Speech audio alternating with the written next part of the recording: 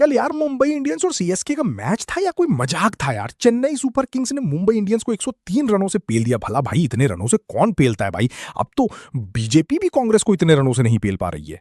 क्या बात है सर, क्या बात तो यही है सर, आईपीएल इतिहास में चेन्नई सुपर किंग्स की ये सबसे बड़ी जीत है, वहीं मुंबई इंडियंस की सबसे बड़ी हार, जिसे देखकर मुंबई इंडियंस के फैंस भी कहने लगे हैं ऐसा मत करो मेरी जान। मुंबई इंडियंस की जान निकाली संजू सैमसन ने, जिन्होंने ना सिर्फ इस आईपीएल सीजन का दूसरा शतक जड़ा बल्कि ऑरेंज कैप की दौड़ में भी शामिल होकर प्लेयर ऑफ द मैच बने, जिसे देखकर राजस्थान रॉयल्स फैंस कह रहे हैं चीटिंग करता क्योंकि है संजू तू। सैमसन ने राजस्थान रॉयल्स के लिए 11 सीजन खेले लेकिन 2 ही शतक बनाए हैं, और जबकि सीएसके के लिए 1 सीजन पूरा भी नहीं हुआ है और 2 शतक बना चुके हैं।